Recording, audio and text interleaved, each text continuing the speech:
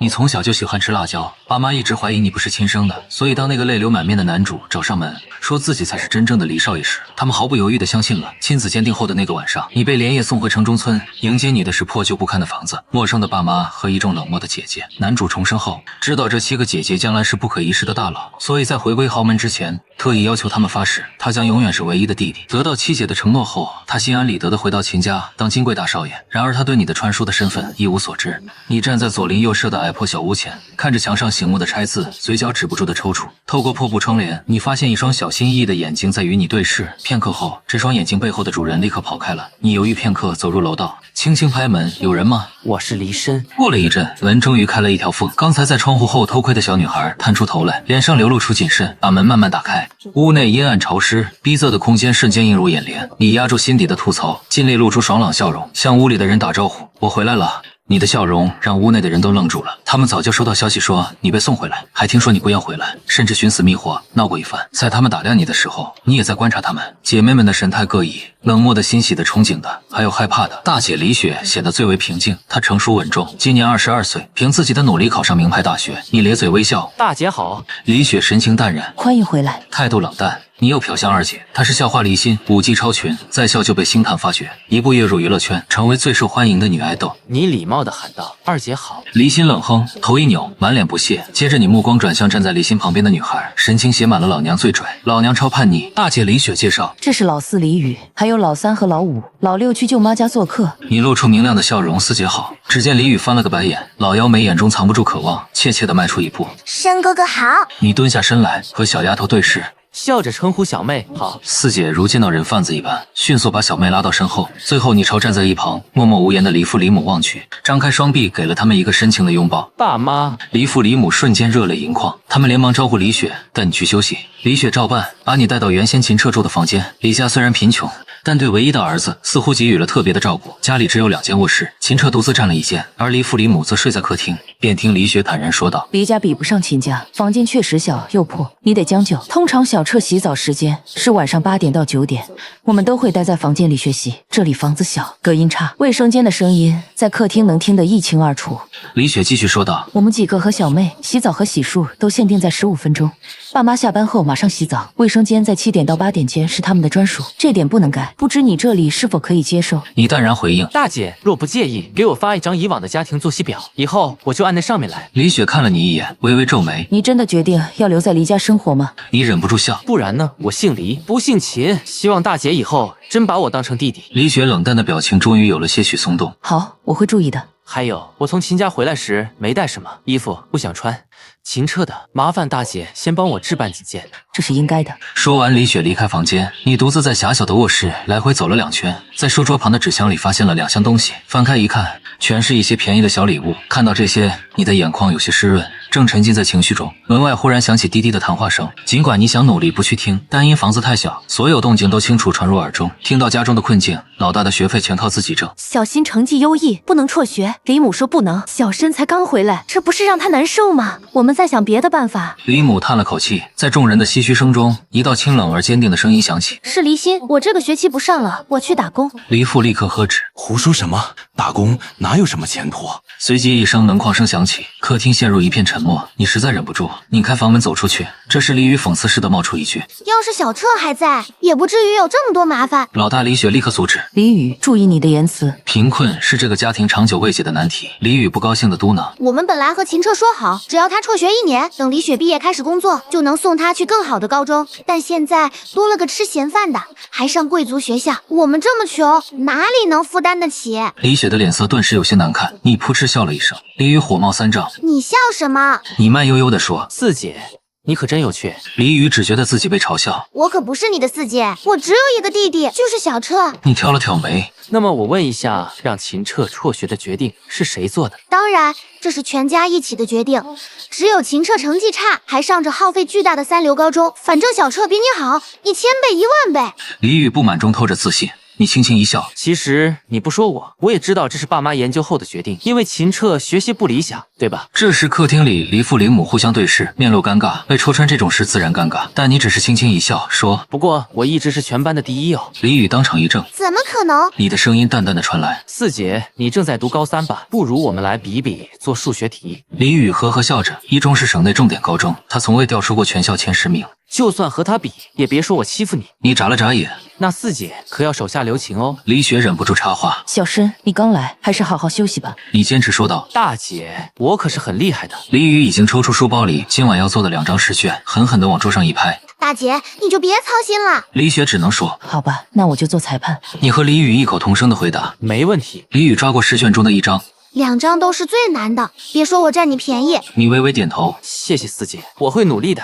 李雪忽然想起，小申，你不还是高2的学生？你回答是的。李雪皱着眉说道：“卷子上如果有你不会做的，你直接空着不在，高2教材范围内的全部不算。”李宇却已经自信满满的说：“可以。”他勾起嘴角，待会儿输了别哭鼻子就行。比赛正式开始了，李宇埋头努力，坐在沙发上奋笔疾书，而你则在饭桌上从容不迫的书写。不到1个小时，李宇迅速完成。李宇讽刺又得意的提醒：“已经58分钟了。”正好这时，你放下手中的笔，你站起身，双手将卷子递给李雪。她稍微一扫卷子，表面惊讶不已。李宇也把自己的卷子递给了李雪。李雪的神情逐渐变得复杂。李宇急不可待地问：“怎么样？”小申是不是不及格？李雪缓缓摇头，将卷子递给他。你输了。李宇瞬间睁大眼睛。怎么可能？李宇低头查看，发现最后2道最难题目中，你用了多种方法解答，这些题还是去年的高考难题，而你不仅正确解答，还用了3种方法。你有些歉意地对他叹了口气：“不好意思，四姐，我剥夺了你上学的机会。大姐，快去把二姐叫回来吧，学费已经解决。”李宇从失落中回过神来，不满地喊道：“我才不辍学！”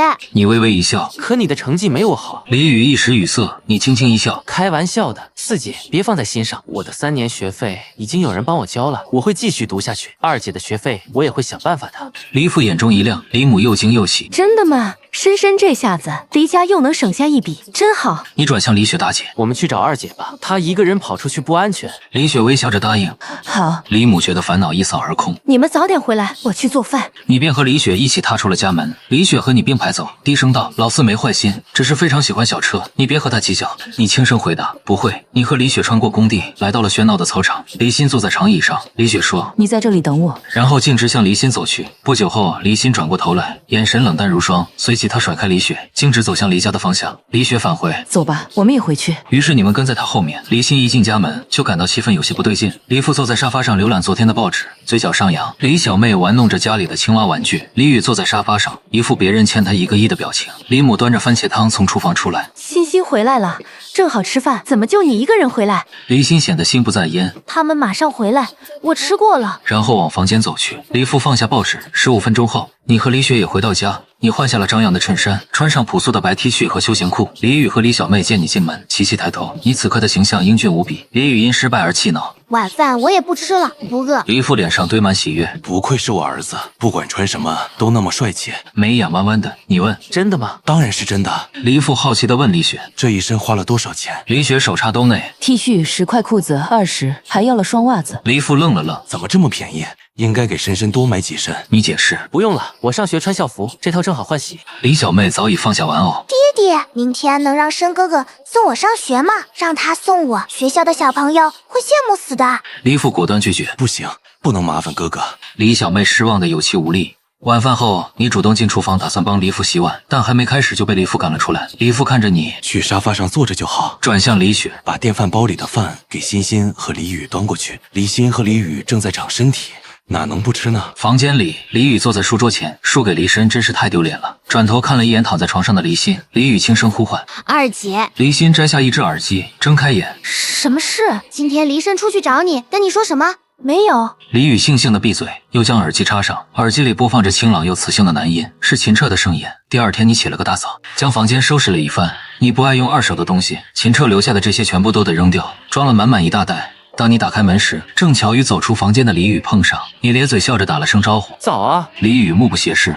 你收拾的东西有点多，忽然一只手伸到你面前，轻而易举地将东西提了起来。是李雪，你笑容灿烂：“大姐早。”李雪道：“这种重活叫我们几个女孩就行，你一个弟弟拎不动，不要勉强。”你由衷感到暖心，跟着李雪往外走，不料袋子破了个洞，收捡的垃圾掉了一地。同一时间，李宇打开了房门。李医生，你在干什么？李小轩也从房里钻了出来，就连李雪的神色也相当难看。你本人微微一笑，房间堆积的东西太多了，如果不扔一些会很拥挤，所以我清理了一些。李宇几乎是箭步冲过来，一把抓住你的手腕。这些都是彻彻的，你凭什么这么做？你手腕被抓得生疼，看了一眼其他3个姐妹，她们的神色均是漠然。你微挑眉说道：“我可以告诉你秦家的地址，你不让我扔的话，可以把这些东西亲自送去给他。”李宇的怒火无处发泄，他松开了手，将地上的东西一股脑抱起来。以后不许你再碰彻彻的东西。你好笑的开口。你不敢去找他，因为你知道他不会要，所以只能拿我撒气。李宇，你这样不够大气啊！李宇如被戳中了痛处，李宇怒声大骂道：“放屁！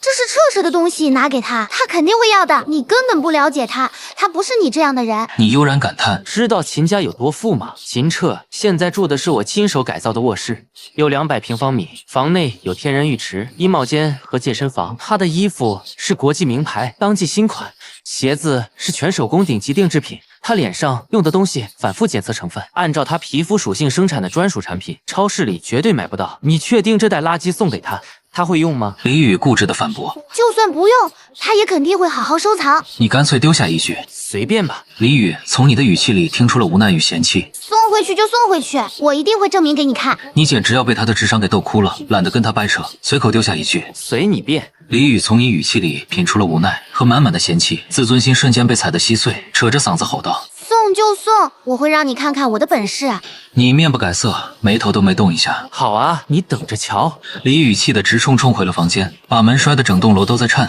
你几乎察觉不到的摇摇头，对他满怀同情。书里的剧情写得明明白白，甄少爷回到秦家之后，担心亲生父亲秦敬硕心里难受，直到几个姐姐功成名就，也没回离家看过一眼。按照爽文男主的标准剧本，甄少爷回到秦家后，很快就融入了豪门生活，开启了疯狂打脸模式。进贵族学校狂虐无知同学，参加豪门聚会暴击高傲公子哥，逛个商场都要教训炫富路人，早就把离家抛到了九霄员外。要不是离家这几个姐妹将来能成为他的得力助手，你估计他们的戏份撑死2张。李欣这个标准女二，在成为国民女神之前，也基本没什么存在感，所以被送回离家这种事，纯属自讨苦吃。吃完早饭，李雪率先出了门。她在读大学，正值实习期，在外面有宿舍。要不是为了迎接这个弟弟，她根本不会特意赶回家。接下来1个月，估计都见不着人影。而黎欣跟李宇一样，都在一中上学，离家贼远，坐公交得40分钟。高中宿舍床位紧张，而且还得交住宿费，离家明显住不起。姐妹俩只能选择走读。她们带的便当是李母昨天特意多做的剩饭剩菜，今早热一下就能带到学校。你没有便当，李父在你床头放了20块钱，大概是想让你自己解决吃饭问题，不想让你太委屈。20块钱已经算很多了，对离家而言，够几个姐妹吃好几顿便当。你心里挺感动。银高就在一中附近，离家里同样很远，你只能跟黎欣和李宇一起出门，留下李小妹一个人在家。你有些不放心。小妹一个人在家没问题吗？李宇一听你说话就来气，想要刺你几句。别在那装模作样了，老三一会儿就回来了。金玉林小区离最近的公交站有200米，不知道李宇是不是故意的，脚步走得飞快，一下子就把你甩在了后面。你跟黎欣并肩走着，看他戴着白色耳机，偏着脑袋，一副生人勿近的样子，喊了他一声黎欣。黎欣不耐烦地扭过头，好看的眉毛微微皱起。你开口问道：二姐，你能借我点零钱吗？公交车投币进去就拿不出来了。李父给你的是整张20，现在你是个彻底的穷光蛋，1分钱都得掰成2半用。黎欣抿抿嘴唇，从破旧钱包里翻出4张1元纸币递给你，表情极其高冷。你勾起嘴角接过钱，我会还给你的。少女嗓音冷得像冰。到了公交站，她上了车，公交车里挤得像沙丁鱼罐头。你没看见李宇的身影，把2张纸币塞进投币机，艰难地往车厢后面挤。突然感觉有人在你大腿上摸了一把，瞬间恶心的想吐。银高的校服是白衬衫配西装短裤，短裤长度刚过膝盖，完全不算暴露。你几乎可以确定摸你的人就是故意的。穿越第2天就遇到咸猪手，你心情瞬间暴涨，扭头想看看到底是哪个不长眼的，却发现黎欣不知什么时候站在你旁边，手里的书包突然插进你和别人中间，硬生生在你周围隔出一道防线。你愣了一下，慢慢笑起来，轻声说道：谢谢二姐。然而黎欣连看都没看你，好看的眉眼冷得像冰。你想起书里对黎欣的描述，年少成名的爱豆，私下里脾气却暴躁的要命。当你凭着记忆踏进教室的那一刻，空气瞬间凝固，所有学生齐刷刷扭头盯着你，眼神里写满了震惊。一个冒牌少爷竟然还敢在银高露面，同时你一眼就看到了被众人围绕的真少爷秦彻。他坐在位置上朝你望过来，看见你，他脸上浮现出明显的紧张，仿佛害怕你找他麻烦。你忽然想起原剧情，黎少爷确实刁难过他，说他就算换了身份，也不过是插着凤凰毛的乌鸦，成绩烂得一塌糊涂，根本不配在银高读书。恰好被姗姗来迟的女主角白宁冰撞见这一幕，保护欲瞬间爆棚，当场表示要给他补课。而白宁冰原本跟你这个贾少爷有婚约，在秦彻转到银高后，对他一见钟情，迅速沦陷，然后单方面撕毁了跟你的婚约，这也是贾少爷在文中不断作死的重要导火索。想到这里，你皱皱眉头，管他白宁冰多厉害，你不在乎。恍惚中有人喊了一声：“黎同学。”你朝他看去，见秦彻从座位上起身，强压着紧张，克制着敌意，大度宽容的微笑。希望我们以后能和睦相处。但你只是平静的点点头，淡淡回了一句好，然后朝自己座位走去。不光是教室里的学生，连秦彻都傻眼了，同学们更是惊掉了下巴。你平时在学校嚣张惯了，目中无人是常态，除了白宁冰，谁都入不了你的眼，竟然能这么心平气和的对待秦彻。你若无其事的用纸巾擦拭课桌，翻出书本，开始课前预习。秦彻盯着你看了一会儿，不甘心的收回目光，直到上课铃响，白宁冰也没现身。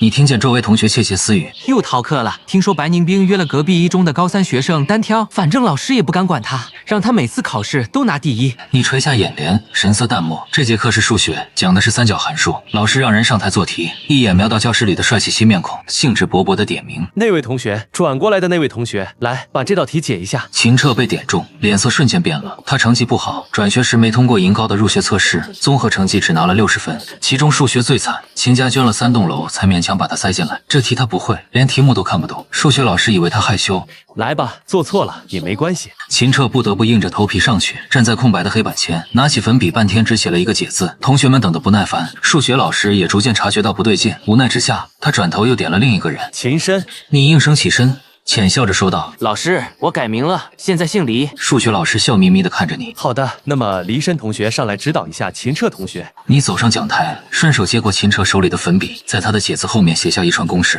平静地说道：“先套用这个公式，然后这样变换。”秦彻站在一旁，突然感到极度自卑。他感受到全班灼热的视线集中在自己身上。对你来说难如登天的题目，在你手里却如此轻松。你已经在黑板上写满了解题思路和答案，然后淡淡问道：“明白了吗？”秦彻死死揪着衣角，僵硬的点点头。数学老师这才露出满意的笑容。很好，黎深同学，以后多帮帮这位新同学，新同学也要向黎深同学多学习。你皱皱眉，没有回应。秦彻文字般应了一声。是。一节课很快结束，数学老师让班长发了2张试卷当作业。你勾画着课堂重点，头顶突然被阴影笼罩。抬头一看，秦彻站在你桌前，还拉着同桌给自己壮胆。你开口问道：“有事吗？”秦彻看起来有些局促。你能不能教我做题？你挑挑眉，有些意外。秦彻犹豫了很久，才抿抿嘴唇，认真的说道：“黎家很穷，你回去后应该很难受吧？你教我做题，我给你钱，你赚钱赚得有尊严，还能补贴家用。”你瞬间看穿了他的小心思，你轻笑一声：“同学，赚钱养家的事，我自己会想办法，不用你操心。”秦彻没想到你会觉得这么干脆。黎同学，我知道你对我有成见，但请别任性，这是双赢的好办法，不是吗？黎家已经穷到揭不开锅，没钱供你在银高读书，搞不好你还得辍学。你回道：“那就不关你事了，赚钱的门路我多的是。”秦彻忍不住脱口而出：“黎同学，你是怕我会超越你吗？”你眨眨眼，神情玩味，半晌勾起嘴角。你说的对。秦彻在你桌前杵了好久，只能不甘心的走开。同桌过来安慰他：“秦彻，你别太郁闷了，黎深就这德行，眼里除了白宁冰谁都装不下。可惜白宁冰压根不搭理他。你要是能搞定白宁冰，教你做题，那才叫牛批。”秦彻顿时来了兴致，同桌滔滔不绝的介绍：“银高谁最亮？当属宁冰姐，颜值碾压校花，考试就是神话，没事就逃课，照样拿第一。宁冰姐一出手，绑匪反过来交保护费。总而言之，宁冰姐就是无敌。”秦彻瞬间心动，你还不知道秦彻心里在盘算什么。你琢磨着怎么搞点钱。今天最后一节课时，班主任开口说道：“下周1月考，回去都给我好好复习。班级倒数第1的同学负责1星期教室清洁，期末还要开家长会。”全班瞬间哀嚎遍野，当然你例外。你微微勾起嘴角，等班主任离开教室，你掏出昨晚熬夜整理的笔记本。学渣们突然被这本红彤彤的笔记吸引了注意力。深哥，学渣试探着喊了一声。你循声望去，弯起眉眼笑着：“咋了？找我有事？”学渣露出羞涩的笑容：“深哥，能不能借我抄抄笔记？相互救急啊！今天都周5了，离周1就剩2天。”你歪歪脑袋：“可我也得复习啊！”学渣疯狂拍马屁：“深哥这么牛牛批，不复习也能拿第一，只要您肯把笔记借给我。你哭笑不得。行吧，不过我不借只卖5000块，整本笔记归你，你觉得咋样？学渣愣了一秒，你笑眯眯的慢悠悠说道：“我现在穷得连饭都吃不起，你们要是不愿意就算了。”学渣当场激动的大喊。我愿意。其他学渣一听瞬间炸锅，我出1万，我出2万，我出5万。你的手机开始疯狂震动，不到10分钟，你熬夜抄的2本笔记全部售罄，净赚2万块。买到笔记的学渣心满意足。半小时后，教室里的人走得差不多了，你也该回家了。你收拾好书包准备离开，却被人拦住去路。秦彻眼中带着委屈，为什么我们不能做朋友呢？虽然身份互换了，但那又不是你的错。离申同学，我们真没必要这么针锋相对。你看像他，我们啥时候针锋相对了？秦彻同学，我不想跟你做朋友，是因为咱们不是一路人，就这么简单。秦彻反驳，难道你没有因为我抢了你的身份而生气吗？你明明就有。你就这么坦然地凝视着他。豪门这套玩意儿，我压根不稀罕，你想要就拿去呗。荣华富贵的日子过腻了，不是吗？我现在就想体验体验普通人的生活。秦彻瞬间哑口无言。月考加油，祝你考个好成绩。你绕过他，直接走人。银高不用上晚自习，一中却必须得上。你想等离心和李宇放学一起回家，于是独自在一中附近溜达，买了关东煮和2根冰淇淋。路过某条小巷时，突然闻到一股血腥味，钢管掉地的声音和狗叫声传来。忽然你听到有人惊呼一声：“白凝冰！”让你瞬间停下脚步，朝巷子里望去。夜色中，高挑的少女身影轮廓分明。她转过头，狐狸般的眼眸带着狠厉。白凝冰，但不知为何被吸引，你根本迈不开腿。白凝冰瞥了你一眼，眼神冰冷。你也想走，可走不了，只能看着一群高3学生爬起来朝他砸书包，被他踹飞。既然走不了，你干脆靠在巷口的电线杆上看戏。白凝冰脸色难看，又瞪了你一眼。一个高3生甩出的书包直奔白凝冰，他一闪身，书包径直朝你飞来，冰淇淋啪嗒掉地，你伸手挡住书包，砸到你的高3生，结巴道：“对不起啊。”白凝冰愣了一下，接着轻笑，吊儿郎当道：“老大看了这么久的好戏才出手，这不太厚道吧？”他弯腰捡书包，一中高3生恍然大悟，原来你们是一伙的。白凝冰理直气壮：“没看他穿着银高校服吗？我们当然是一伙的，对吧，老大？”你黑着脸沉默。白凝冰靠墙，懒洋洋介绍：“给你们科普一下，这位是我们学校的一哥，他让我往东，我绝不往西。你们把他的冰淇淋打掉了，你们死定了。”一中高3生惊恐：“银高从来没出过男校吧？”白凝冰笑得灿烂：“不好意思，从今天开始破例了。”一中高3生彻底傻眼，战战兢兢盯着你。你被成功甩锅，冷笑2声，放下关东煮。10分钟后，巷子里横七竖八躺了一地。白凝冰单手挎着书包，另一只手随意插在裤兜里，眼神中闪烁着好奇。喂，你叫什么名字？你充耳不闻，弯腰拎起关东煮，转身就走。白凝冰舔了舔唇，眼中燃起兴奋。再打一次怎么样？拜个把子吧，以后我罩着你，各种意义上的罩。白家作为第一豪门，他又是百家千金，要风得风，要雨得雨，谁被他看中，基本能横着走一辈子。但你根本不需要这种施舍，你连眼皮都懒得抬，面无表情地丢下一句好啊，然后转身摆摆手，短裤在风中飘扬。等你看守所5日游出来以后再说。5分钟后，打赢的少女和被打倒的人全被押上警车。一中高3生哀嚎着：“我们是被打的，为什么也要被抓？”民警掏出警棍警告道：“安静点，年纪轻轻不学好，都给我老实点。”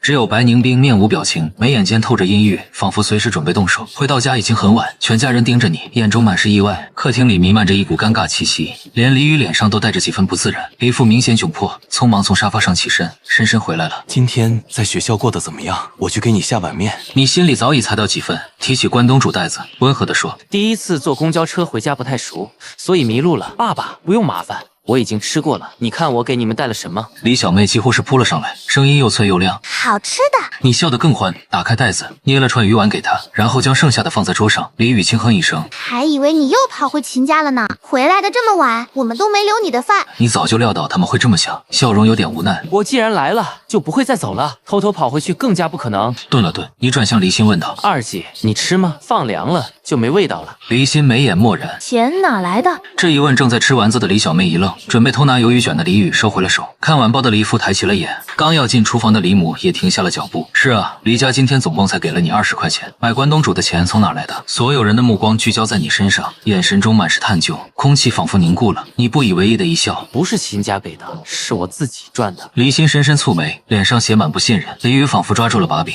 阴阳怪气道：“你哄谁呢？上哪去？赚这么多钱？我们黎家虽然穷，但穷的有骨气。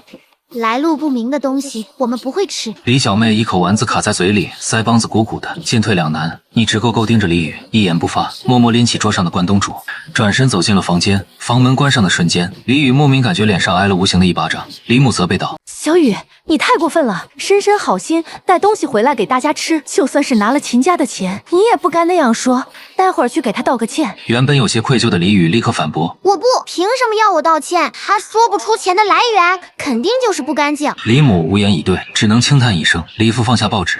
待会儿我去跟深深谈谈，看看钱到底哪儿来的。如果是向秦家或同学借的，我们替他还回去。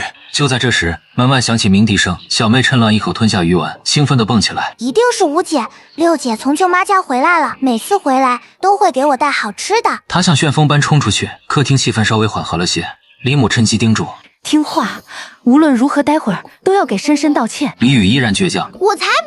不到1分钟，李小妹领着一群陌生人回来了，全是年轻的公子千金，个个身穿名牌，其中一个还随意把玩着法拉利钥匙。这种富家子弟，李家根本不可能认识，那只能是冲着你来的。勾着法拉利钥匙的男生站在门口，彬彬有礼的微笑：“叔叔好，请问黎深住这里吗？”李父眼皮一跳，连忙点头：“是。”然后悄悄踢了李宇一脚，示意他去倒茶，自己则小心地敲响你的房门。深深，你同学来找你了。你打开房门，身后破旧桌子上的关东煮原封未动，换上校服，你面无表情地走出来，一眼认出门口那几人，正是买你笔记的学渣。你在家门口时就已猜到他们此行的目的。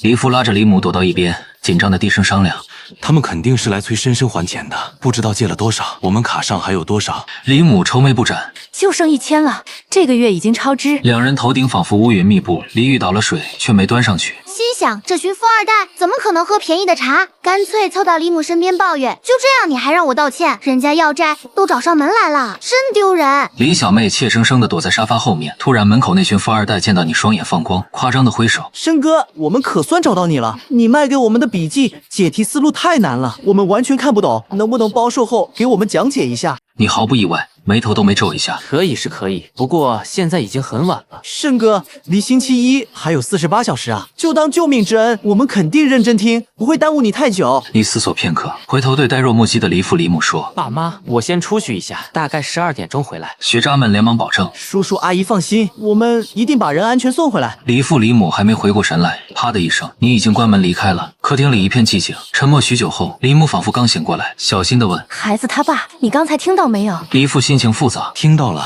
原来深深没从秦家拿钱，买关东煮的钱是他自己赚的。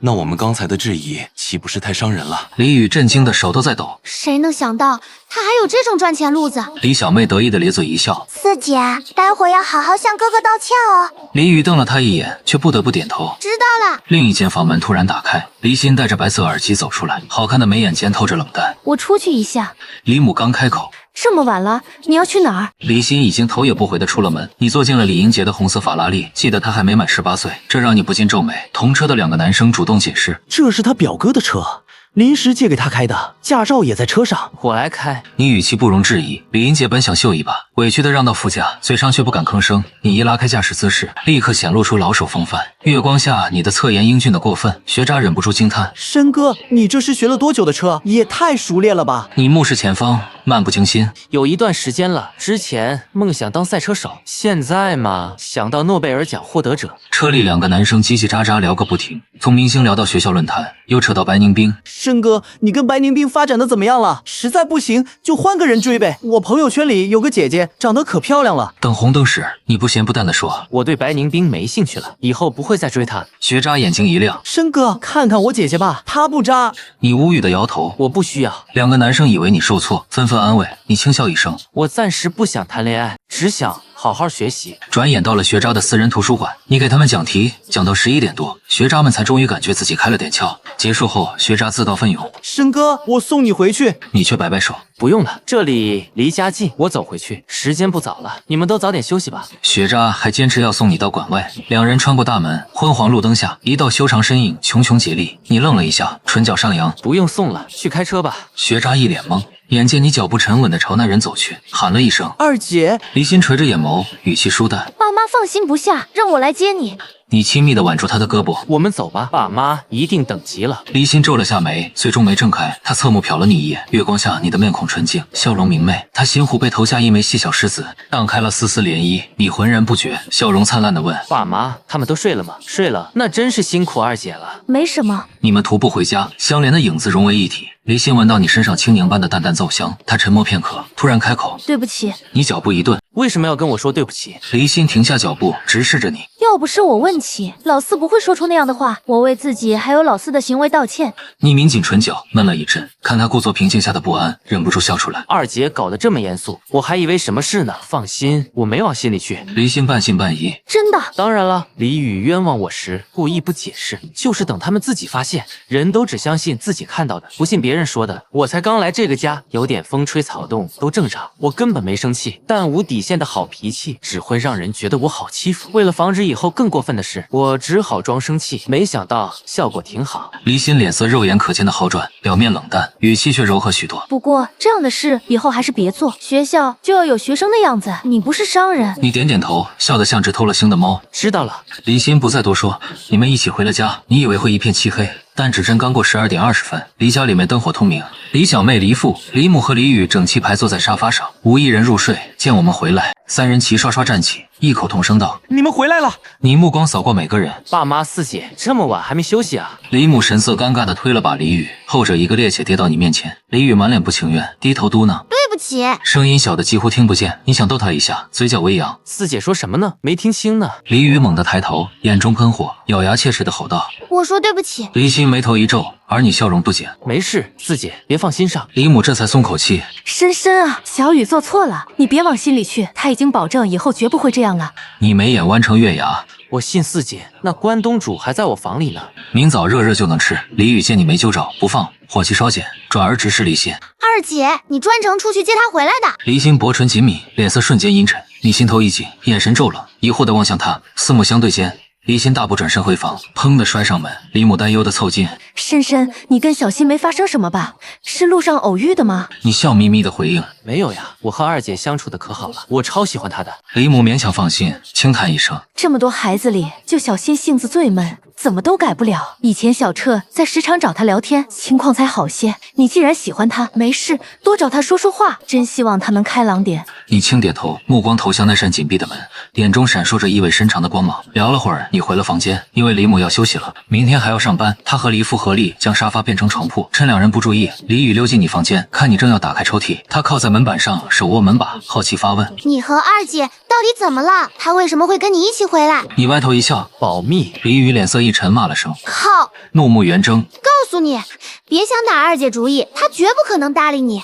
我们心里只有小彻。你面不改色，嘴角微扬。这么晚了，四姐不困吗？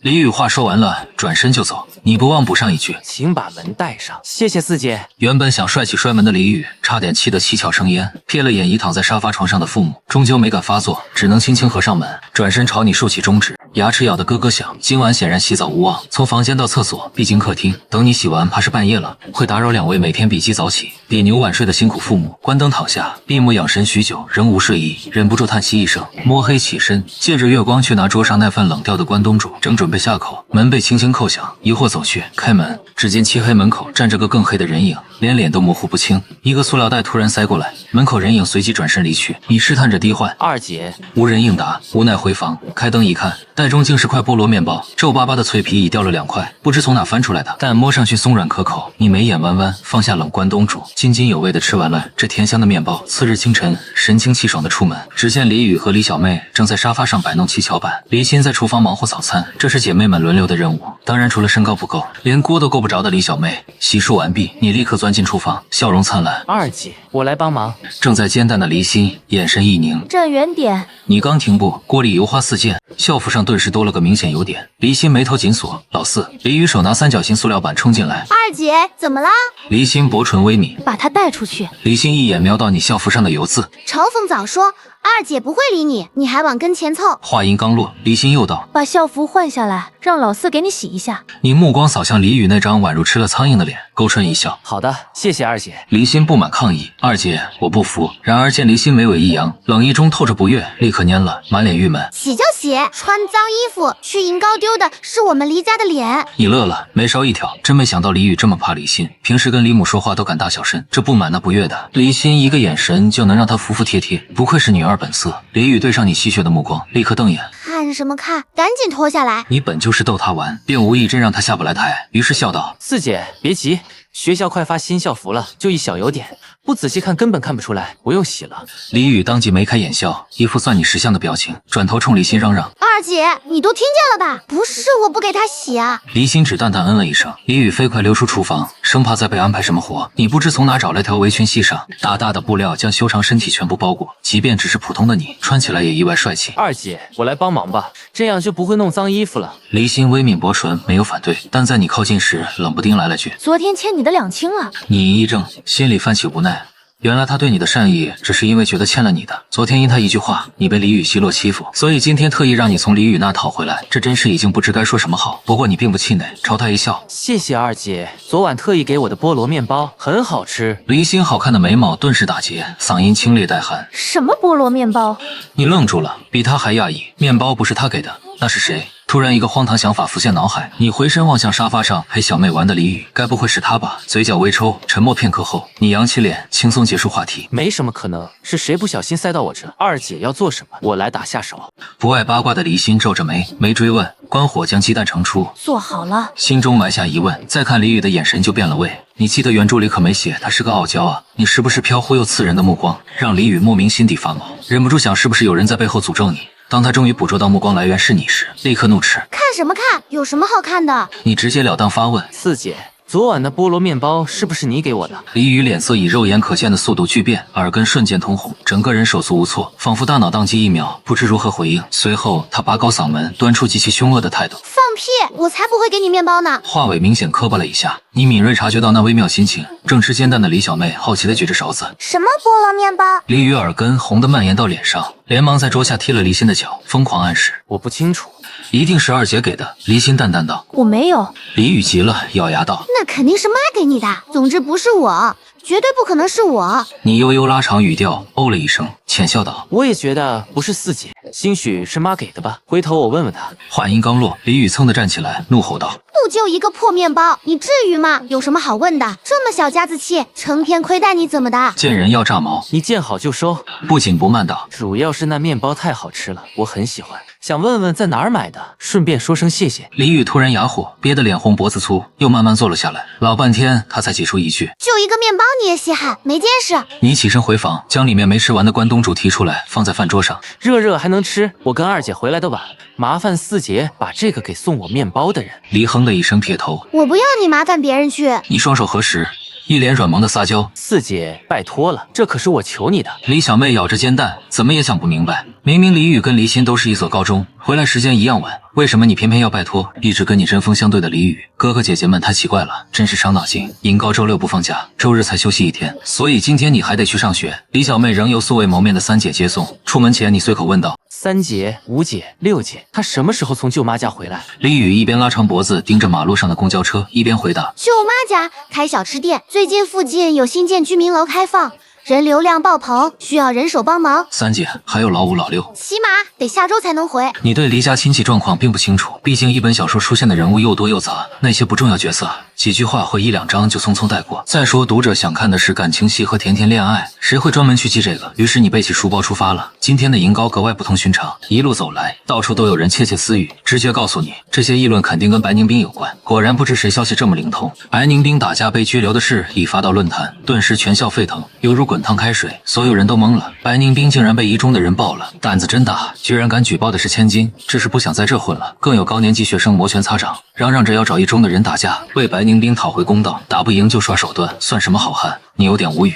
普通人打架一般都会拘留几日，白宁斌居然这么快就出来了，不愧是女主光环加持，突然一阵争吵声传入耳朵，只见一个寸头男生带着2个小弟，将一个女生堵在树下。他穿着白色运动鞋，2条大长腿又直又壮，抬起一条腿压在女生耳边的树干上。在场所有女生都惊呆了，被堵的女生想看他又不敢看，埋着脑袋像只受惊的鹌鹑。寸头男生气势汹汹地逼问：“把你刚才说的话再说一遍。”女生连忙哭丧着脸求饶：“世杰哥，我错了，我不该说白宁冰姐的坏话，你饶我这次吧。”我让你把刚才的话再说一遍。男生眼神冰冷，女生羞愧地低着头，声音小得几乎听不见。成绩好有什么了不起？长得漂亮又怎么样？还不是进了局子？3天2头的旷课还闹事。白宁冰也就那样，不知道学校的男生为什么那么喜欢她，真是肤浅。此话一出，现场所有男生瞬间炸锅，个个摩拳擦掌，想冲上前教训她。白宁冰可是全校男生心中的女神，谁敢诋毁？这女生居然敢在背后说白宁冰坏话，还嘲讽他们肤浅。简直不能忍！沈志杰抬起下巴，眼神里满是轻蔑。就你也敢踩宁冰姐？照照镜子看看自己什么德行。宁冰姐不上课都能考第1，你行吗？女生已经羞愧得恨不得找个地缝钻进去。对不起，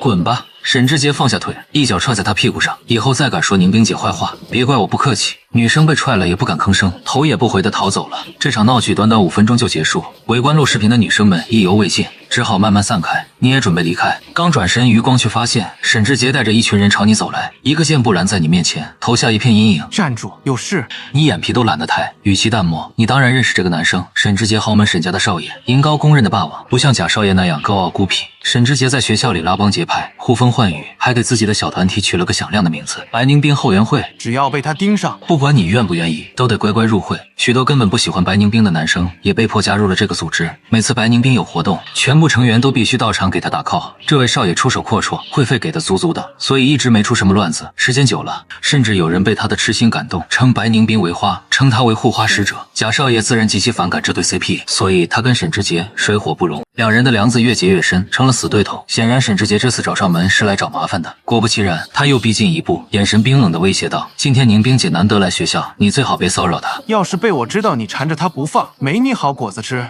你无语到极点，退后一步平静道：“没打算缠着她，让我过去。”沈志杰见眉一竖，反而更生气了。不要以为你跟宁冰姐有婚约，就可以不把任何人放在眼里。我今天偏偏不让你过去。你微妙地看了他一眼，仿佛在看一个外星生物，然后环起双手，慢条斯理地问：“马上就要上课了，你把我留在这里，是想跟我一起旷课罚站？”沈志杰胸腔里怒火翻腾，一时竟被你问住，不知该如何应对。众所周知，白宁冰最痛恨校园欺凌，眼看上课铃声即将响起，你也不想陪这位磨蹭王继续浪费时间，你勉为其难地退了一步，向他承诺道：“我向你保证，我以后绝对不会再纠缠白宁冰，并且会跟他退婚。你再不让开，我就去找教导主任了。”沈志杰愣住了，简直不敢相信自己的耳朵。你趁机绕过他，准备离开，却被他一把抓住胳膊，嗓门瞬间提高8度。什么？你再说一遍！求之不得。你皱了皱眉，语气不耐烦。我说我以后不会再缠着白宁冰，你没必要再把我当敌人。沈志杰失声尖叫。为什么？你一脸好笑。这还用问？不喜欢了，没感觉了，不想追了。骗人！沈志杰瞪大眼睛，明明以前喜欢白宁冰，喜欢到近乎病态的地步，只要白宁冰一出现，你就跟块牛皮糖似的粘上去，甩也甩不掉。现在说没感觉了，你无力吐槽，态度散漫。信不信随你，再拖着我上课要迟到。沈志杰纠结着剑眉，抓着你的手更紧了，生怕你溜走。不行啊，你今天一定要给我个理由，你不给我个合理的理由，我无法相信，也就不让你去上课。你一脸冷漠。因为他进过局子。沈志杰瞪大眼，这是什么破理由？他感觉自己又被你耍了，哪知你一本正经的解释。我认为这个理由很充分。首先，我很年轻，对感情的认知有限，很容易因一张脸就陷进去，但那不是真的喜欢。其次，我只喜欢积极向上的3好学生，像他这种有案底的，配不上经历清白的我。简而言之，这么久以来，我喜欢的只有他的人设，现在他人设崩了，我不喜欢他了。这么说够明白吗？沈志杰彻底懵了，开始怀疑人生，只喜欢他的人设。世界上还有这种喜欢方式？就在他还没回过神来时，四周突然一片寂静。你注意到他的脸色忽然变得难看至极，紧接着前方响起一阵此起彼伏的喊声：“宁冰姐，宁冰姐好！”你心里暗叫不妙。本年度最大翻车现场预定，只见一位高挑婀娜的少女，一手挎着书包，一手插在校服裤兜里，那双漂亮的凤眸如泼墨星辰般熠熠生辉，浑身散发着慵懒气息。普通的校服被她穿出了满分贵气，她随意站着，漫不经心的姿态中透着优雅，没了昨日的桀骜狠戾，今天的她宛如漫画书里走出的公主。沈志杰惊喜地叫了声宁冰姐，脸上瞬间绽放出灿烂笑容，像只欢快的小鸟向她迎了上去。白宁冰的视线却始终锁定在你身上，她淡淡打了声招呼，让人分不清是对谁说的。沈志杰高兴坏了，顿时把你抛到九霄云外，露出最甜美的笑容。宁冰姐马上要上课了，我们一起去教室吧。白宁冰依然斜望着你，薄唇微微上扬，目光中流转着意味深长。好啊，沈之杰这才想起要向情敌炫耀，昂起下巴，朝你的方向哼了一声，然后伸手去挽白宁冰的手臂。没想到白宁冰一个侧身躲开，让他扑了个空。沈之杰虽然有点遗憾，但毫不气馁，毕竟今天可以说是白宁冰有史以来对他最温柔的一天了。平常他根本不搭理人，整个营高的男生都不允许靠近他1步之内，而他已经成了特例。你双臂交叉抱胸，站在原地，神情冷淡，不知该同情他还是可怜他。白宁冰突然在前方不远处停下脚步，回过头来，勾起一抹迷死人不偿命的纨绔笑容。三好学生，你还不跟上来？是想在那儿等迟到罚站？你就知道他刚才全都听到了，无奈之下，你只好跟了上去，不远不近的掉在2人后面，步伐匀速，保持着安全距离。白宁冰没有回头看，但莫名的，你感觉自己像被死死盯紧了一样，浑身不自在，神经不自觉的紧绷着。你戒备着，暗暗盘算，如果白宁冰认出你是报警抓他的那个人，想找你报复，你就打死不承认。毕竟跟女主作对的人一向死得很惨，离家也绝对得罪不起他。当3人一起进入教室时，整个班级的人都惊呆了。白宁冰最烦男生往跟前凑，今天居然一左一右2个帅气男生。学渣阿姨见到你就蹭的从座位上站起来，活泼热情的招手：“申哥。”你朝他看去，露出浅浅的笑容。就在此刻，沈之杰故意慢了一步，落在白宁冰身后，将你堵在门口，恶狠狠地瞪着你。我说你怎么那么容易就放弃了宁冰姐？原来是在欲擒故纵，等着瞧吧，宁冰姐一定是我的。再度被误会，你懒得多费唇舌啊！直接书包一甩，吓得他条件反射的跳开。你从他身边走过，只留下一句随便你。沈志杰差点气歪了鼻子，恨恨咬牙。回到座位后，你翻出英语课本，将书包塞进抽屉里，摊开草稿本，开始默写昨天背诵的单词。余光中，你发现秦彻从座位上站了起来。哦对，上次的剧情发生了改变，今天应该算是男主和女主的史诗级会面，一见钟情的烂俗戏码。果然，秦彻目不斜视的从你身边走过，身后飘来一股浓郁的宝格丽香水味。他今天明显精心打扮过，不仅喷了香水，连利落的短发都做了特别造型，左胸别着一枚水晶枫叶胸针，整个人贵气了几分。可惜这样老成的气质完全不适合他，就像小孩偷穿大人衣服，看着怪别扭的。此时秦彻在白宁冰课桌前停下脚步，双手紧抱着书本，一副局促不安的样子。白宁冰双手插兜，一只脚踩在课桌边沿，眯着眼睛抬起那优美精致的下颌，冷冰冰的问有事。秦彻脸瞬间红了大半，低头眼睫微垂，结结巴巴道：“那个，我是新来的转学生，我叫秦彻。”白宁冰正想不耐烦的赶人，忽然又勾起嘴角。你就是秦家最近找回的少爷，跟深深互换身份的那个男生。秦彻顿时喜笑颜开，激动的指尖发颤，又极其害羞的问：“你听说过我？”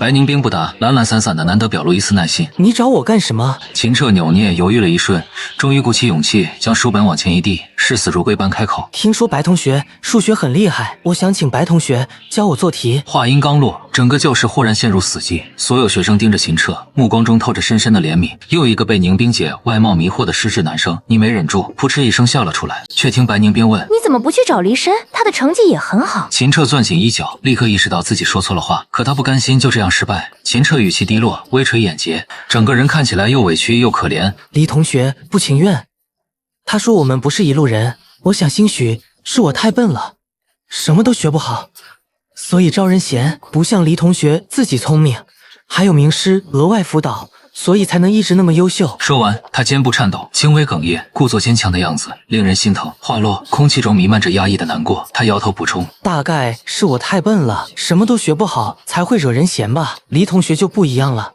又聪明，还能得到名师额外辅导，所以才会那么优秀。”这话像是刀片划过教室内为数不多的温情，抬眼望着他，心中翻滚着无言的情绪。而这一幕让女生们瞬间火冒三丈，保护欲爆发，她们的目光齐刷刷投向你，记忆涌上心头。曾经的你高傲冷漠，不可一世，如今的你在他们眼中不仅没有改进，反而愈发恶毒。他们曾因你卖笔记有过一丝欣赏，以为你有些反省，但此刻觉得你本性难移。那个挑起事端的人，你却偏偏坐在一旁，脸上冷淡，一副事不关己的态度，刺痛了众人。女生们按捺不住，某些人仗着成绩好就欺负新同学，还要脸吗？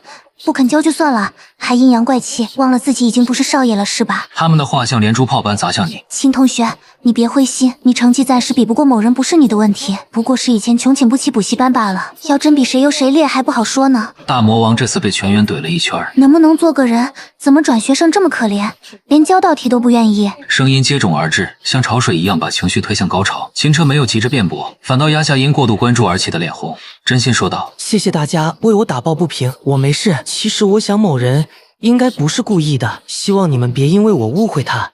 他会难过的。这番话像风拂过水面，女生们又被他的善良和宽厚打动，纷纷转头对你投去责备的眼神。看看人家甄少爷就是气质好，你呢？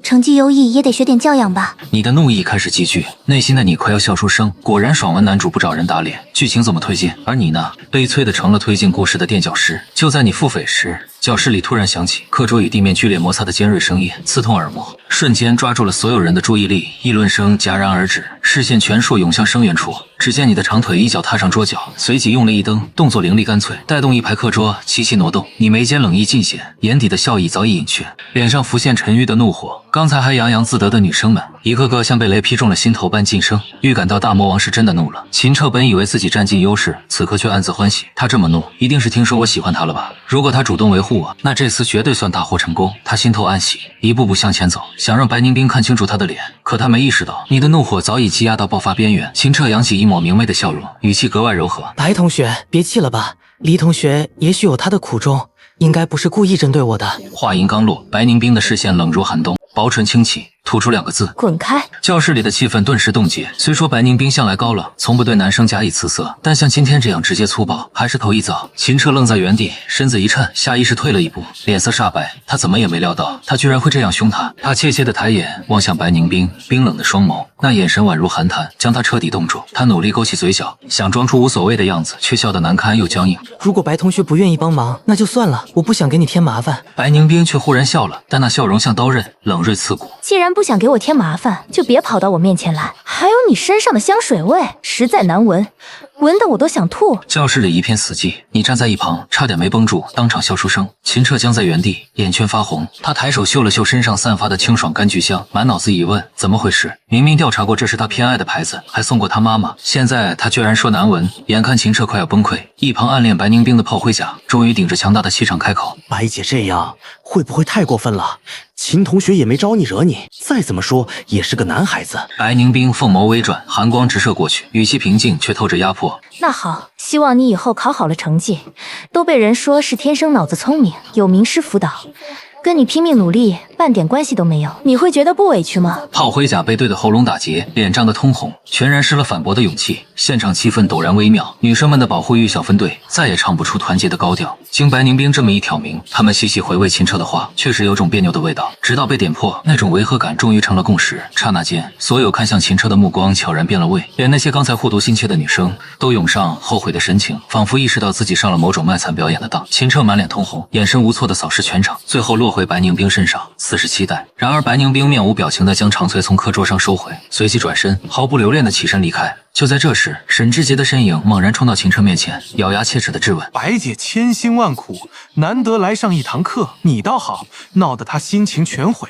现在你满意了是吧？秦彻张了张嘴，说不出一句话。沈之杰狠狠甩下一句，就追着白宁冰跑了出去。第2次上课铃响起，教室内气氛压抑不安。秦彻低着头，如同做错事的孩子，抱着书本慢悠悠地走回自己的座位。他走到你身旁时，脚步顿了一下，犹豫着回头看向你，你的嘴角微微上扬，眼中满是毫不掩饰的讥讽。这就是所谓的搬起石头砸自己的脚。你看着他，心中简直要笑出声。果然爽文男主没有戏份就活不下去。秦彻咬住唇，狠狠瞪了你一眼，扭头继续往前走。不一会儿，幽默风趣的物理老师步入教室，带来了些许轻松感。就在大家逐渐进入学习状态时，白宁冰居然再次推门而入。沈之杰亦步亦趋，紧随其后。他慢悠悠地回到座位，脸上挂着一抹懒散的神情，印象是掐着点回来的。沈之杰显得有些低落，坐下后像丢了魂似的。他刚才追出去时，以为白宁冰被恶心的要离校，结果一路追到了洗手间。白宁冰正洗着手，余光瞟到他动作一顿，随即甩了甩手上的水，漫不经心地抬眉。我还真没想到，沈同学竟然有对人洗手感兴趣的特殊癖好。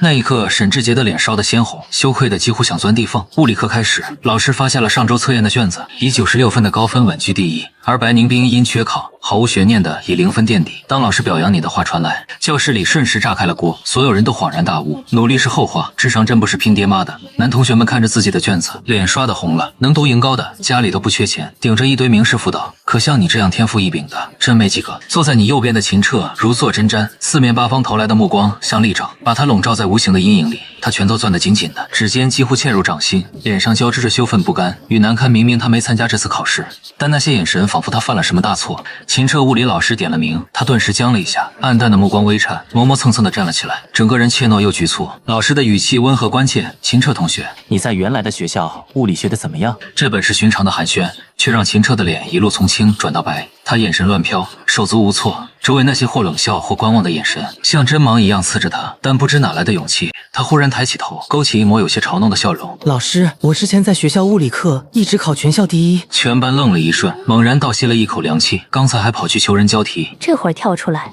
说全校第一，数学那么差，物理还能厉害到这种程度？你没忍住，直接笑了。全校第一。如果你没记错的话，行车这位隐藏物理大神，在某次物理卷上只拿了19分吧，19分都能算全校第一。正想着，教室后排忽然响起一道威亚动听却冰冷的声音：既然物理全校第一，那么能不能告诉我们过山车转弯处的最高点和最低点向心力分别是多少？空气瞬间凝住，秦彻的身影如被定格，活像被一记猛锤敲得魂飞魄散。开口的主人白宁冰缓缓站起，姿态优雅中蕴着强势，冷艳的脸上不见半分感情。秦彻同学的物理水平既然这么卓越，总不会连这么简单的题目都不懂吧？女生同学口答都能答对的。你的目光不由得和白宁冰的对上，内心满是无奈。跟我什么关系啊？不过再回头瞟一眼秦彻那副快要崩溃的样子，你忍不住替他捏了把冷汗。显然，这两人的节奏完全脱离了主线剧情。按照原著，他们不该是一见钟情、渐生情愫吗？可到了现实里，怎么就演变成了一场轰轰烈烈的相爱相杀？这剧情变得也太快了吧！你瞅着这俩人，怎么感觉他们像是彻底杠上了？难道是剧本拿错了？从日久生情频道直接跳到了相爱相杀，这剧情反转也太刺激了吧！你明显感觉到秦彻那小子已经乱了阵脚，只能拼了命的给自己找。他慌忙辩解：“我没有做过这个。”随即又补充道：“而且我原来学校的教材跟银高的完全不一样，好多知识点我压根就没接触过。”白宁冰唇角勾起一抹轻笑，秦彻强撑着最后一点面子，嘴硬的顶了一句：“但我相信，以我的学习能力，很快就能跟上进度。等下次物理测验，白同学你就等着瞧好吧。”白宁冰悠悠地挑了下眉，物理老师瞅准时机，开口鼓励道：“秦彻同学有这份决心相当不错啊，以后可要加倍努力。”秦彻重重地点了点头，一脸郑重：“谢谢老师的鼓励。”瞬间，全班同学看他的眼神都变了味。要是他真是个隐藏的物理学霸，那之前对黎申放的那些狠话，似乎也就不那么刺耳了。搞不好黎申还真是靠着名师1对1，才勉强压他一头的呢。秦彻心里那块大石头总算是落了地，不管用什么法子，下次物理测验他都必须把黎申踩在脚下。而你察觉到同学们投向他那微妙的眼神，心里只觉得好笑。下次测验不就一清二楚了吗？他要是真有本事，在这么短的时间里突飞猛进，直接超过你，那也是他的能耐，跟你又有什么关系呢？难不成秦彻考了第一，你就会直接沦为倒数第一？简直是天方夜谭！你心平气和地准备迎接第2节课，是班主任的语文课。上课铃响前，班主任特意清了清嗓子，宣布了一件大事：本次月考之后，咱们班要重新排座位了。为了防止某些同学上课偷偷玩手机，影响别人，这次排座位的规则就按总分成绩来。第1名和第2名坐一桌，第3名和第4名一桌，以此类推。希望各位同学都努把力。他话音刚落，整个班级瞬间炸开了锅，你的脸色唰的一下就变了，再也没法心平气和了。这不就意味着你马上就要和白宁冰成为同桌了？班主任还特意叮嘱了一声白宁冰同学，后天月考，希望你不要缺席哦。你身后传来一道清脆悦耳还带着笑意的嗓音。好的，你顿时感觉后背火辣辣的，良心给你塞炮灰。剧本系统，你可真行。放学的哨声一响，沈志杰几乎是脚底抹油一般飞冲到你跟前，气势汹汹地向你宣战。等着吧，我一定会考全班第2，和宁冰姐坐在一起。你心里默默吐槽，那你可得加把劲了，这第1、第2的宝座，谁爱要谁要，小爷我可不当了。你现在只想离那个白宁冰越远越好。刚这么想着，就听见身后有人正围着秦彻团团转。秦彻同学，你真是个深藏不露的物理学霸。那等月考成绩下来，咱俩要是真被分到一起，你能不能借我抄抄作业啊？秦彻极力扯着嘴角，试图维持住脸上的笑容，用一种近乎天真的语气反问：月考也要考物理吗？那当然了，月考是全科目大联考，整个年级一起考，而且每个人的座位都是随机打乱的，咱们都有可能被分到别的班去考试。秦彻的脑子嗡的一声，有点发懵。他本来还盘算着回家就让秦家给他请最好的老师，来个魔鬼补习，只要自己肯下功夫，假第一也能逆袭成真第一。谁能想到这么快？但他还是强行挤出一丝比哭还难看的笑容，故作大方地挥了挥手：要是咱俩真有缘分到一起，我肯定会帮你的。那个来求助的同学当即乐开了花，屁颠屁颠的把这个好消息分享给了其他人。你的视线从秦彻那张僵硬的脸上收了回来，重新投向还处在原地的沈之杰，淡淡的开口：“你找错对手了，他才是你的劲敌。”沈之杰闻声回头一看，注意力瞬间就被转移了过去，嘴里嘀咕着：“对，我怎么把他给忘了？开学第2天就耍心机，想缠着宁冰姐，我倒要去会会他。”说着，他便气势汹汹地朝着秦彻走了过去。你终于得了片刻的清静，这才不慌不忙地收拾起书包。就在这时，你桌面上的一把尺子突然被一只手按住，那按住尺子的手指指尖修长，骨节分明，透着一股冷玉般的质感。你顺着这只手，目光一路缓缓上移，最终定格在一张美丽的令人发指的脸上。白宁冰正含笑盈盈地凝视着你，用一种不容拒绝的口吻开口：“3好学生，送你回家。”你面无表情，突出2个字，不用白宁冰，却像是没事人一样。悠悠开口：“这次考试你不会故意放水吧？”很好，一语中的。你的心思被他精准戳破，时间竟不知如何回应，于是选择性的避开了这个话题，语气冷得能掉冰渣。我怎么考，好像跟你没什么关系。白宁冰的薄唇微微勾起一抹弧度，眼神里透着几分狡黠。不过你也知道，我们银高向来凭实力说话，每一次月考的成绩都会直接挂钩各项奖金的考核，比如那个优异奖学金，还有设立了很多年的贫困补助金什么的。你的脸瞬间就黑了下去。白宁冰无辜的眨了眨眼，那副腹黑的样子简直欠揍。他慢悠悠的补上一句：“加油，离申同学，我看好你。”你的眼神瞬间化作利刃。那好，你可别后悔。转眼就到了周一，月考如期而至，你被分在了本班考试。同在这个考场的还有白宁冰。更可恶的是，不知道是不是老天爷故意跟你作对，白宁冰的座位居然就挨着你，身后是虎视眈眈的沈之杰，旁边是笑里藏刀的白宁冰，简直是前有狼后有虎。你感觉心好累，倒是那个学渣一脸激动的从教室后排颠颠的跑到你跟前，兴奋的嚷嚷：“申哥，咱俩一个考场，只要这次我能考到第19名，以后就能坐你旁边了。”你一脸懵逼，什么玩意儿？我怎么不知道？还有这规定？学渣赶紧解释我，问过老师了。咱们班的座位排次是竖着排的，不是横着排，一竖列9个座位，也就是18个人。我要是考到第19名，那不就正好坐你旁边了吗？你抬起眼皮，悠悠地问他：“那老师有没有告诉你，第1名是坐靠墙那个旮旯，还是坐过道那个 C 位？”学渣嘿嘿一笑，挠了挠后脑勺，露出一口大白牙。靠墙他又补充道：“不过这不是白宁冰也考吗？有他在，申哥，你这次估计只能拿第2了。”你真想回他一句：“我可谢谢您嘞。”沈之杰刚一脚踏进教室，正好听见这么一句，当即嗤笑出声：“就他也想拿第2？”学渣秒怂，缩了缩脖子，不敢跟他顶嘴，生怕挨揍。只听沈之杰财富自由，可谁能想蔡国自贤采扬脆下巴，冲着你放话：“你敢不敢跟我比？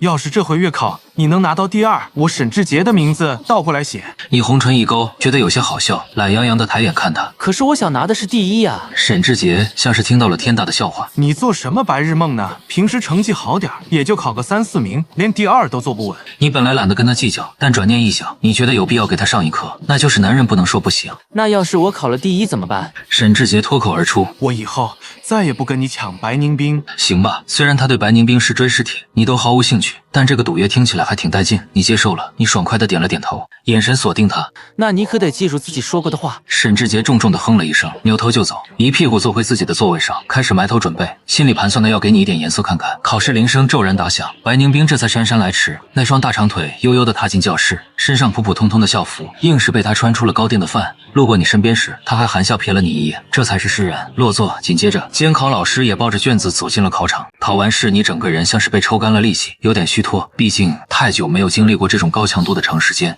李氏一连考下来这么多场，还是感觉有些吃力，连握笔的指尖都隐隐作痛。学渣也火急火燎地冲到你面前对答案。学渣一听答案，整个人像是卸下了千斤重担，高兴的差点原地起飞，拍着大腿喊道：“多亏了你卖给我的笔记，这回稳了，肯定能往前窜2名。”你扯了扯嘴角，露出一抹淡笑：“是吗？那真是恭喜你了。”学渣立刻换上一副哀求的表情，双手合十：“申哥，以后有笔记可得记着，还卖给我啊！你那上面的题也太神了，好几道都是原题。”你实在没忍住，随口问了一句：“对了，你叫什么来着？”那个喋喋不休的学渣脸上的表情瞬间凝固，像是被一道晴天霹雳当头劈中，嘴巴张得能塞下一个鸡蛋，好半天才找回自己的声音：“我叫吴冉。”等他彻底反应过来后，立刻不满地抗议起来：“申哥，你这也太过分了吧！咱们好歹一个班的，你居然连我叫什么都不知道！”你略带歉意地说了声不好意思，余光不经意的一瞥，正好看到秦彻从隔壁教室晃了出来，整个人一副失魂落魄的衰样，直到他抬起头看见你，那双眼睛里才重新燃起一丝光亮，他故作从容地躲到你跟前。前，挤出一个微笑。我这次物理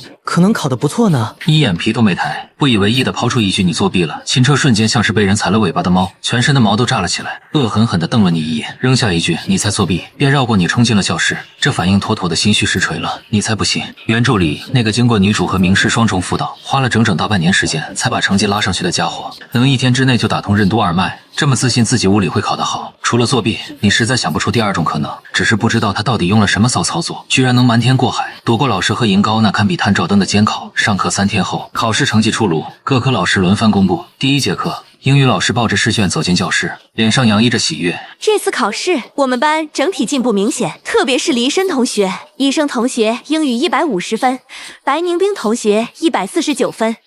与班级第3名沈志杰同学足足拉开10分差距，沈志杰139分，让我们为3位同学鼓掌。话音刚落，教室里炸开了锅。卧槽，英语居然能满分，这什么神仙啊！所有人的目光齐刷刷投向你，眼神中写满了震惊。白宁冰这个常年霸占第一的不败奇迹，终于被打破了。哪怕只是一门科目，白宁冰眼中却闪烁着欣赏的光芒，嘴角愉悦的上扬。你淡定的拿过试卷，瞄了眼作文被扣的0.5分，实际上你的成绩是149.5，45入才算满分，比白宁冰的149分仅仅多了0.5分而已。险胜后面是沈志杰120分，秦彻45分。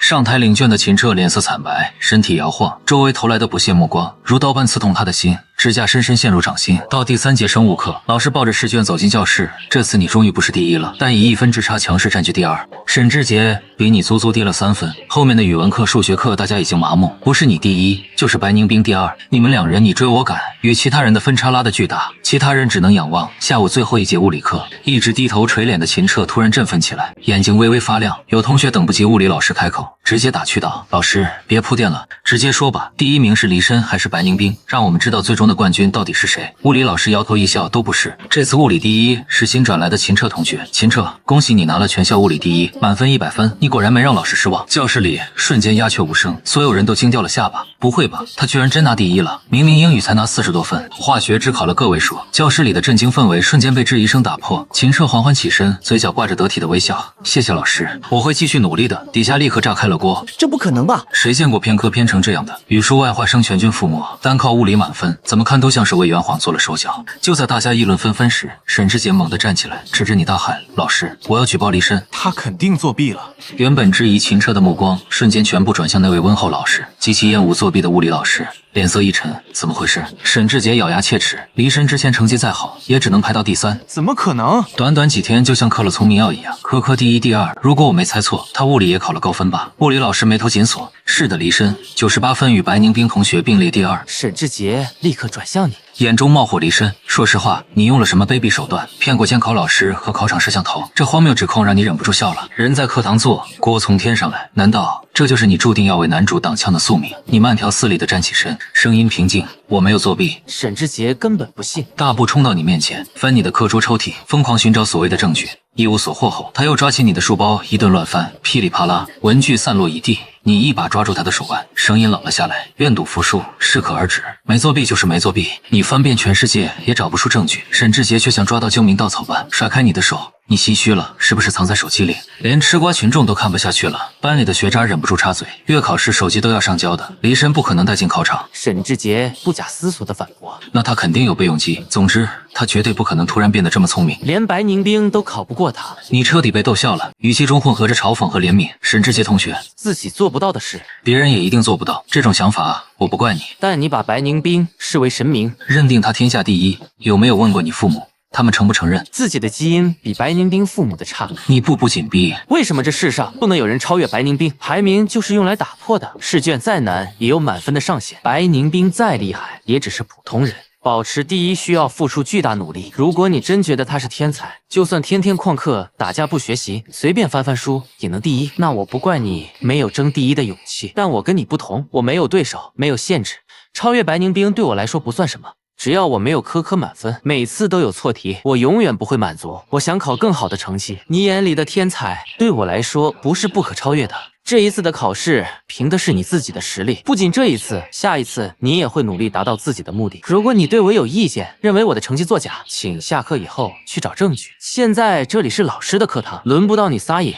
你转向物理老师，眼神恭敬。老师，请您继续。物理老师眼中的怒气早已消散，取而代之的是欣赏的目光。不错，离申同学，你这份学习心态很好，一定要继续保持。老师相信你没有作弊。沈志杰彻底哑口无言，仿佛10几年的三观瞬间崩塌，整个人恍恍惚惚，半晌才挤出一句对不起，随即落荒而逃。教室里的同学们盯着你，仿佛你全身都在发光。后排某人转着笔，眼底闪烁着清亮笑意，隐隐夹杂着猎人发现猎物的兴奋。风波来得快，去得也快，课堂秩序很快恢复正常。此时已经没人记得秦彻考了全班第1，他呆立原地一动不动，脸上那抹明媚笑容早已荡然无存。直到物理老师提醒秦彻同学过来领试卷，我们接下来讲卷子。秦彻这才狠狠掐了自己一把，用疼痛维持表面镇定，走上讲台，接过那张靠作弊得来的100分试卷，只觉刺眼至极。为什么别人拿第1时能引来万众瞩目，羡慕与佩服齐飞，轮到他却只剩质疑和遗忘？